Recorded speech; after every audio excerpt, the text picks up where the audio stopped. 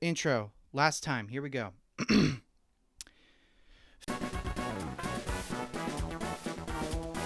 Fellas, on November 14th, 2025, I posted my first video, simply titled, I Need Your Help, to YouTube. That video got over 400 views, which is something I will always be grateful for. To every single one of you who decided to like and comment and share that video around, and especially to the few of you who decided to reach out and help my dream grow into a reality, I have just one thing to say.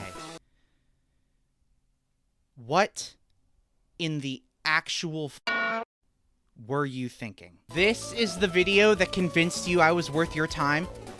This one? Why? Everything about it is bad. I didn't have a script. My recording setup was awful. My lighting was this, and my mini mic didn't work for shit. Like, I straight up had no idea what I was doing. It is, without a doubt, the worst thing I have ever made. And I've made short films you guys will never see. But now I'm here. 6 months, 5 videos, a bunch of shorts, a bunch of lords, and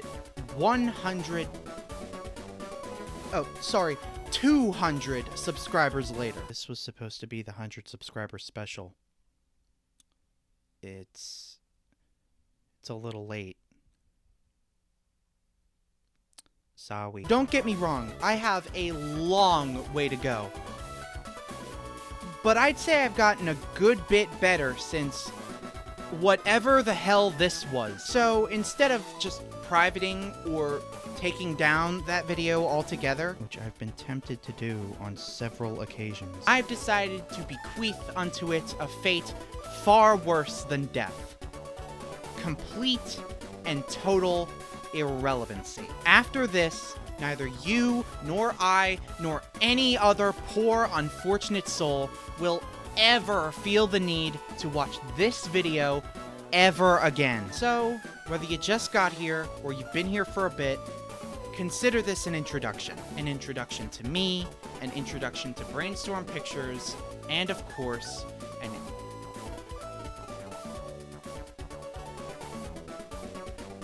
to those of you who listen to editor ends and skip to this part of the video, you are a smart cookie. Hi, my name's Zenz, and you've somehow stumbled upon Brainstorm Pictures. I know. You have questions. What's going on here? Where am I? What have you done with my family? Well, don't you worry your little head, because all of these questions and more will be answered. Except for that last one. Have you or a loved one ever experienced what's known as autism? Or hyperfixation? Or the woke mind virus? Or communism? If your answer was yes to any or all of these, I'm like 95% sure you're gonna love it here. And if not, before you go, let me just ask you one question. What are your thoughts on indie animation? Ever since the pilot for Funny Demon Show dropped in 2019, which was 7 years ago, yes you are old, indie animation has been, as the kids say, popping the hell off. We got, and I have a list here, other Funny Demon Show, Funny Teenager Show, Funny Kitty Show, Funny Digital Show, Funny Purgatory Show, Funny Corporation Show, and literally next month, we're getting Funny Gamer Show. And the best part, all of this shit is just scratching the surface. These are the basic ones, the ones that most people have at the very least heard of. There's also Ramshackle, Homestuck, Heathens, Monkey Wrench, Catching Up, Paranormal Normal, and those are just some of the finished ones. I haven't even mentioned the animatic style pilots like Siren and Lockboy, or El Guapo versus the Narco Vampires, or Pretty Pretty Please I Don't Want to Be a Magical Girl. And then there are the pilots that are currently being made, like Driftwood, and Tunnel Vision, and Welcome to Freak Show, and I have a problem. So, yeah, there are a lot of these things, and the links to all of these pilots and their respective channels will be in the description. But why not add just one more? Ladies, gentlemen, fellas of all genders and sexual orientations, let me introduce you, finally, to Fearsome Freaks. The world as you know it does not exist. The world as you know it has never existed. It's always been a falsehood, a veil draped over horrors most are blissfully ignorant to. Beneath that veil, though, beneath the banality of everyday life, beneath the natural world, is the unnatural. In that world, in their world, the Elionics crawl and writhe in their existence. They may vary in size and appearance, in age and in relevance, but the hatred they hold for the natural, the hatred they hold for us, is constant. Throughout our myths and legends and folklores and fairy tales, they've tormented us, attempting to take our world for themselves. Time and time again, though, our heroes of old drove them back into the caves and holes they emerged from. Those heroes are dead now, their victories long labeled as fiction. Over the centuries that followed, humanity forgot the Elionics. But they haven't forgotten us. Instead, they've been waiting for our defenses to grow vulnerable, waiting for humans to do what humans do best, and waiting for the world to be at war. It's December 1939. And you know what that means! Now, this might not come as a shock, but the US wasn't always a country that jumped at the chance to fight in a war, especially when said war was incredibly unpopular and the public didn't support it, because that would be really stupid. Like, the Great Depression might be ending, parents might be able to feed their children again, workers might be able to, work, and, oh yeah, it's only been a couple decades since the last one, Germany. So, unfortunately, America doesn't get to go to war for a few more years. At least, that's what most people say. According to most people, the US isn't in any danger. What's happening in Europe is awful, but that's in Europe. They're perfectly safe from across the Atlantic. Except, that's not true. In reality, a war has been waging on American soil for the last 3 centuries, long before the country itself was even founded. But that's ridiculous. How could the American public be completely blind to a war that's been going on in their backyards for the last 300 years? Well, let's just say that the soldiers fighting in this war know how to keep a secret. They operate from their primary headquarters beneath California's Mount Shasta. They utilize technology the public would consider magic on the regular. They filled the roles of those ancient heroes, fighting to keep their people and their world safe from the monsters that threaten them. They are the clandestine organization veiling and eliminating risks to united prosperity. They are cover-up, for the first time, is losing. After nearly 300 years of confirming, concealing, and conserving, the country's Elionics are starting to overwhelm them. The board doesn't want to admit it, and of course they don't. They're old and they're comfy, blissfully stuck in the past and ignoring what could be for what's always been. Hell, none of them have even left Telos in decades. But she has. 15 years ago, she was an agent, alone and out in the field nearly every single day. She's seen, with her own eyes, just how bad things are getting. The unnatural world is taking over, and they all just want to ignore it. But she won't let them. She's in charge now. And Coverer Calypso is not about to sit back as the world burns. They're overwhelmed, they're outclassed. As skilled as their agents are, they're still only human. But they're not. The board's been against the idea since the beginning. Never in Cover-Up's entire history has what she's proposing ever been done. But that's what happens when the agent notorious for breaking the rules starts making them. For years, she's watched them, studying their every move. They were perfect, exactly what her organization and the natural world itself needed. So, after getting the board's, albeit reluctant, approval, on the night of the 1st of December, 1939, Cover Calypso took a little visit to... Fristolbaum Freak Show has been on a tear. America is miserable and in desperate need of an escape, one Frederick Fristolbaum is more than happy to provide. It's December, and they've toured the entire country, cities in all 48 states, 3 times over. But they're not stopping. Where other circuses close up, hunker down, and wait for winter to pass, Fristolbaum's show goes on. After all, within his tents, there are things that make Barnum and Bailey look like a carnival. In his shows, the common man can see things he wouldn't anywhere else. Monsters, demons, abominations of nature. All while his son, the people's prince, Freddie Fristolbaum himself, takes them down one by one. The crowds roar at the sight of the natural besting the unnatural, these beasts being no match for the indomitability of the human spirit. But then, of course, the show would be nothing without its main attractions. Sure, the beasts serve as fine appetizers for their hungry onlookers, but the father and son don't run a zoo. They need entertainment, suspense, things simple creatures can't provide. That's where they come in. The true stars of the Fristolbaum Freak Show. At the end of the day, it's as Frederick himself often says, a man cannot have a freak show without freaks of his own. I'll be honest, fellas, this part of the scripts really stumped me. Scriptwriter Ends has written, and I've now read, 10 paragraphs already?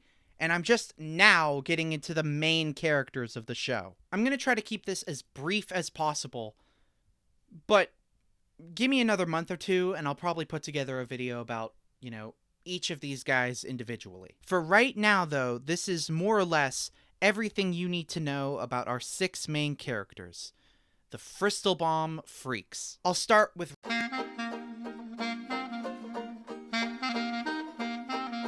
known to the crowds as the Acrobatic Angel. Despite being lumped in with the rest of the freaks, Rosie seems to be the most normal. During the show, she's usually either swinging around the tent with her ribbons or balancing herself on the tightrope, acrobat shit. Don't get me wrong, it's impressive. Really impressive. She is easily the most skilled aerial acrobat on the planet, but she's not a freak in the way the others are. At least not on the outside. On the inside, though, Rosie is far from average. She was born with an incredibly rare condition, one so rare it doesn't even have a name. Essentially, it's an extreme variation of hypermobility, more commonly known as double jointedness. It's all complicated and specific, and I'm not a doctor, but all you need to know is that she's able to contort herself in ways no one else can. Now, if you've ever seen a contortionist before, you might be saying, so she can, do a backbend, or she can, fit inside a suitcase, or she can, Rosie could fit herself inside of a Whirlpool 1.7 cubic foot over-the-range microwave. If they had existed. Oh, did I also mention she can rotate her head 360 degrees around her body like an owl? Because why the hell not? Looking past her abilities, though, Rosie is undoubtedly the glue that holds the freaks together. If you're a nerd, she's kinda like Sue Storm for the Fantastic Four. Without her, the group just wouldn't work. At all. Lester and Daisy would have probably killed each other. And because of this, Rosie is kind of the leader of the Freaks, which is a role she has to accept more and more after Calypso shows up. But that's all I'll say. After talking about Rosie, it's only natural that we talk about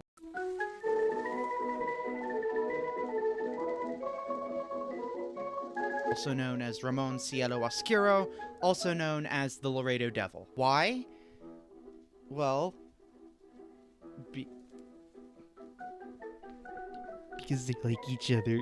Ray used to be a talented young virologist with the goal of curing the world's deadliest diseases. He attempted to insert minor attributes of bat DNA into the human genome, which was only really supposed to make the immune system a little faster. But, as you can see, it did a little more than that. Because of, this, Ray is able to not just fly, but fly stupidly fast. He has incredible hearing, he can use echolocation, and he's deadly enough to be able to take down almost anything. And all of this only cost him his humanity. He's a man, but trapped in the body of a monster, his fractured mind unable to silence his own self-loathing. In other words, Ray hates the shit out of himself. Now, this would be the part of the video where I dive into Bud and, just in general how Ray hating himself affects his relationships with the rest of the Freaks. But I already did that. If you want to learn more about Ray or Rosie or really any of the Freaks, go check out the relationships video. It was a Valentine's Day special. It's Valentine's Day themed, kinda. I think it still holds up, or at least holds up better than, some of the older ones on this channel. Just go check it out. I talked about the mommy and the daddy. Let's talk about the baby now. Also known as Craig Cielo-Zazel, also known as the Thing from New Jersey. He's a little baby blob guy and the unofficially adopted son of Rosie and Ray. Though Ray didn't really have a say in that. Rosie was the first thing Craig saw, so that obviously meant she was his mommy, and she just kind of said that Ray was his daddy, and it stuck. When the show starts, Craig is only a year, a month, and a day old, which means he is still very much a baby. The little guy's still trying to discover what the world is, and really what he is. More than anything, Craig wants to know why nobody else in his family looks like him. He, yes, of course wants to figure out where he came from, but more than that, he wants to figure out what he's supposed to be. Thankfully, though, Craig has a mommy and a daddy and an extended family that loves him very much. And speaking of, let's get into them now. First, let's talk. Known during the shows as Crazy the Clown, is, just as the name suggests, crazy. He's a little, and I mean little, bro's like 5 feet tall, gremlin man who thinks he's the funniest thing on the planet. Basically, he's an asshole, but he's an asshole with a heart of gold. Most of that's because, well, that's just kind of how Lest is, but I'm sure his condition plays some part. Lester suffers from a recently discovered mental disorder, of which he is the first and currently only to be diagnosed, anellimania. To put it as simply as I can, Lest's anellimania doesn't just affect him mentally, with him basically having ADHD on steroids, like, all the time, but it also affects him physically. It's because of his anellimania that Lest is able to throw his knives so accurately, or why he has so much energy all the time. It's why, when he starts, he usually doesn't stop, unless his siblings make him. More often than not, that's Rosie,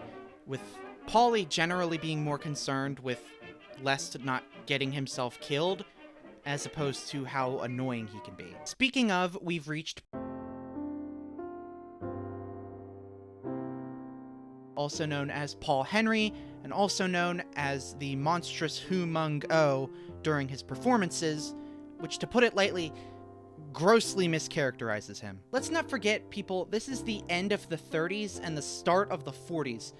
When most Americans see a 7-foot-tall black man with a sledgehammer in each of his hands, it's not hard for them to believe what the Fristolbaums tell them. Humong-O is a savage brute from the far-off forests of Africa, a cruel, bloodthirsty behemoth that ruthlessly slaughters anything and everything doomed to cross its path. Meanwhile, one time Pauly found an anthill in the tent, named every single one of the ants, and after Freddy stepped on the anthill because Freddy's a douchebag, Pauly decided to not only hold a mini funeral service for all of the ants that got squished, but he also built them a bigger anthill.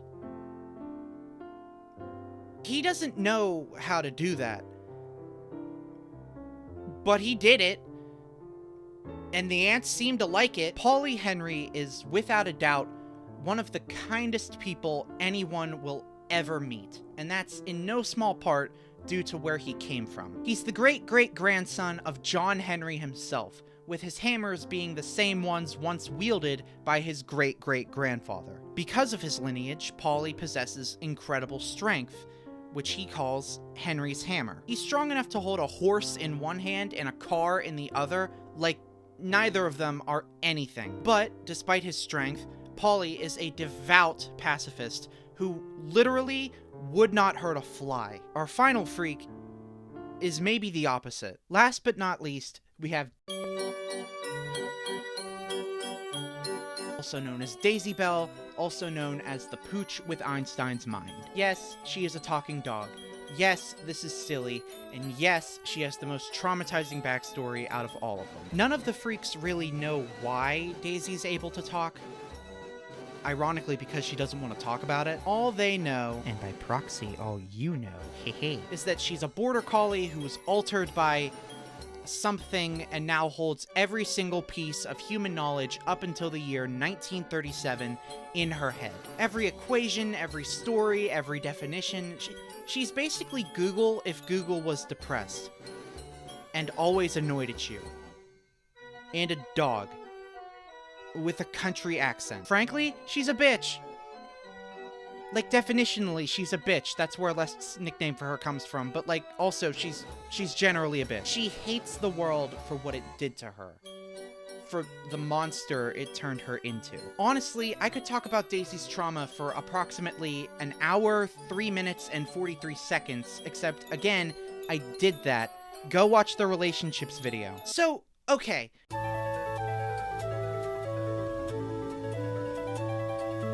What the hell is this show even about? Well, that kind of depends on what you mean. Fearsome Freaks is about a lot of things. It's about cryptids, mythology, conspiracies, mysteries, corruption, something else that starts with an M, communism, but it's also about things like self-acceptance and found family and facing your fears and fighting injustices and morality. That starts with an M. If I had to sum up the general plot of the show in one sentence, I'd say Fearsome Freaks is about a group of superpowered circus freaks contracted by a secret organization to fight and capture monsters. I'd say that my primary influences are things like Gravity Falls and The Secret Saturdays and Atlantis: The Lost Empire, with just a tiny little bit of Kim Possible, The Owl House, and Creature Commandos in there. But if, let's say, I don't know, Glitch Productions were to show up at my house, hold me at gunpoint, give me a Kinger plushie, open a briefcase full of cash,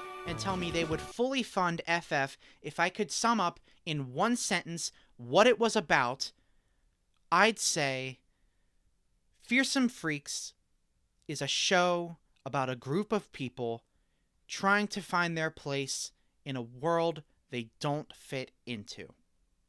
Can I be real for a sec? Just a sec, don't worry. Shit kinda sucks right now. Like, really, really bad. I'm not gonna get into exactly why that is, because frankly, I feel like a 5-year-old would be able to tell you. Hell, Craig would be able to tell you, and he's 1. And also doesn't have a mouth. Am I saying that this is the worst things have ever been in the history of ever? No, obviously not. The 530s were pretty rough. But at the rate we're going, the 2020s might be up there. Let me remind you, we started this decade with a global pandemic. I didn't think it could get much worse than that.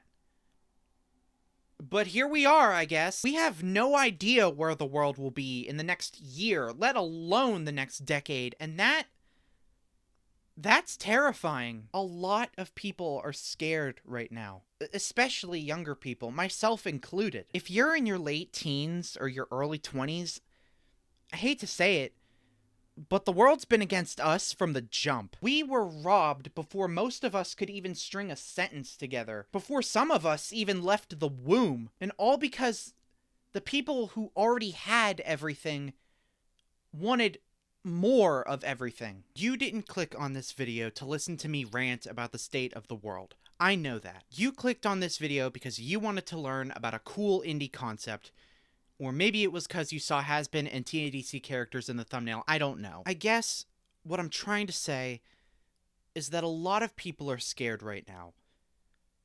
And I think this story could help with that. Yeah, I know, it's easy for me to say. It's my story, but I mean, would you not relate to a story like this? Would a story about a group of misfits trying to find their way through a world that hates them not at least be a little relatable to you? You've never felt like it was way too much, like the world was closing in on you? Because I have, and I bet if you're still here, you have too. That is why I'm making this show. And I